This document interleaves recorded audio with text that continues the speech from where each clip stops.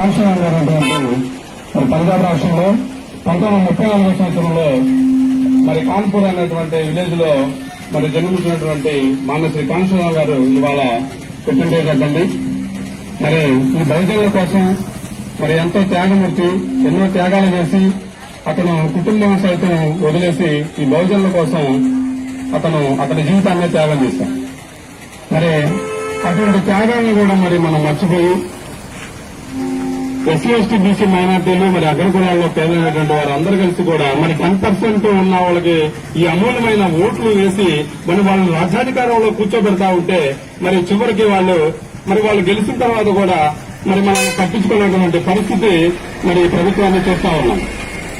మరి ఇప్పటికైనా బహుజనులు మేల్కొని మరి అమూల్యమైనటువంటి ఓటు ఈ మనవాద పార్టీలకు వేయకుండా మరి మీ ఓటు మీరే వేసుకోండి అనేటువంటి కాన్సెప్ట్ తోటి ముందుకెళ్లి బహుజన సమాజ పార్టీకి ఓట్లేసి రాజ్యాధికారం అయినా మీరు సాధించవలసిందిగా కోరుతున్నాం.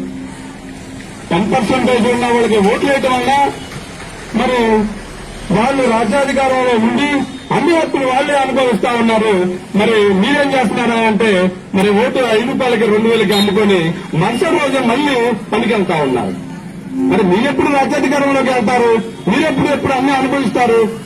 ఎవరు భిక్ష కాదు, మన హక్కులు మనమే సాధించుకుంటాం. అట్లానే మరి క్రోసూరు మేజర్ పంచాయతీ అనేటువంటి ఈ పెద్ద పంచాయతీలో మరి డాక్టర్ బాబాసాహెబ్ అంబేద్కర్ గారు మరి ఇచ్చినటువంటి రిజర్వేషన్ ఫలాలు అనుభవిస్తూ ఆ క్రమంలో మరి పంచాయతీకి సంబంధించి ఎస్టీ రిజర్వేషన్ మరి ఇక్కడ పంచాయతీలో ఎస్టీ రిజర్వేషన్ దాంట్లో మరి సర్పంచ్ గారు మరి ప్రజలు ఎన్నుకోగా మరి ఆమె గెలిచింది. మరి ఆ సీట్లో కూర్చుంటున్నా అంటే మరి మనవాదిని కూర్చోండి ఇట్లా మరి ఏందయ్యా అంటే నేను చెబితేనే కూర్చోవాలి, మరి నేను చెప్పకపోతే మీ అంత కూర్చుంటాం. ఎవరా ఓట్లు వేస్తే గెలిచినటువంటి సర్పంచ్, మరి అటువంటి సర్పంచ్ గారిని మరి తన సీట్లో తను కూర్చోనీయకుండా ఈ మనవాదులు మరి అంత ఇబ్బంది పెట్టే పరిస్థితి ఈ క్రోసూరు పంచాయతీలో చూస్తా ఉన్నాం. మరి ఇకనైనా మరి డిప్యూటీ సీఓ గారు కానీ ఎంపీడీఓ గారు కానీ మరి ఇక్కడ ఎమ్మెల్యే గారు కూడా పట్టించుకోకుండా మరి ఈ పరిస్థితి ఎందుకు కొనసాగుతుంది? మరి ఇక్కడ సర్పంచ్ గారు సీట్లో కూర్చోకుండా మరి ఎవరు పెత్తనం చేస్తున్నారు, ఎవరు ఏందనేది కనుక్కోకుండా మరి ఎమ్మెల్యే గారి దృష్టికి కూడా తీసుకెళ్లి మరి డిప్యూటీ సీఓ గారికి, కలెక్టర్ గారికి, అట్లానే సీఎం గారి దృష్టిలో కూడా ఈ విషయాన్ని మేము చూపిస్తామని చెప్పి ఇక్కడ ఉన్నటువంటి ప్రభుత్వ అధికారులు మేము డిమాండ్ చేస్తా ఉన్నాం. మరి ఎస్టీ రిజర్వేషన్ గెలిస్తే మరి ఆమె సీట్లో ఉండి మరి ప్రజలకి సేవ చేయకుండా జస్ట్ ఒక సంపద కోసమే వినియోగించుకుంటున్నారు ఇక్కడ ఉన్నటువంటి సర్పంచ్ కానీ సెక్రటరీ కూడా మరి ఏం చేస్తామని అర్థం కావట్లేదు.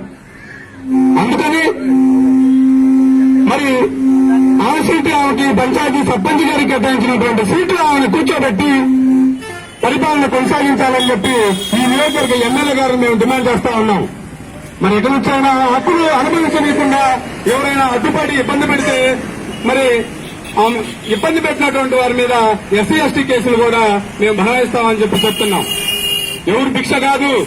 డాక్టర్ బాబాసాహెబ్ అంబేద్కర్ గారు మరి అతని కుటుంబాన్ని మొత్తం కూడా మరి వదిలేసి మరి రాజ్యాంగాన్ని మనకు అందిస్తే రాజ్యాంగంలో ఫలాలు మాత్రం వాళ్ళు తింటున్నారు, జస్ట్ మనల్ని ఒక సంతకంగానే వినియోగించుకుంటున్నారని చెప్పి ఈ ప్రజలు గ్రహించాలి. మరి ఈ పంచాయతీ సర్పంచ్ గారి మరి ఆ సీట్లో ఆమెను కూర్చొనియాలని చెప్పేసి మేము ఇక్కడ ఉన్నటువంటి మండల డెవలప్మెంట్ అధికారికి కూడా చెప్తా ఉన్నాం. ఈ మండల కమిటీ బాడీలో కూడా మేము లెటర్లు పెట్టి మరి దీన్ని పంచాయతీరాజ్ యాక్ట్ ప్రకారం కొనసాగించాలి, సర్పంచ్ గారి సీటు తను కేటాయించాలి. జస్ట్ ఒక సంతకం కోసమే ఆమెను వినియోగించుకోనియకుండా ఇక్కడ ఉన్నటువంటి వైస్ సర్పంచ్ గారికి కూడా మేము విజ్ఞప్తి చేస్తా ఉన్నాం. ఇది మరలా రిపీట్ అయితే మేము చట్ట ప్రకారం కూడా వెళ్తామని చెప్పి చెప్తా ఉన్నాం. అందుకని ఇప్పటికైనా ప్రభుత్వ అధికారులు స్పందించి పంచాయతీ ప్రెసిడెంట్ గారికి కేటాయించినటువంటి సీట్ని వాళ్ళకి కేటాయించి రాజ్యాంగం ప్రకారం వాళ్ళని పరిపాలించవలసిందిగా కోరుతా ఉన్నాం. జై భీమ్, జై భారత్.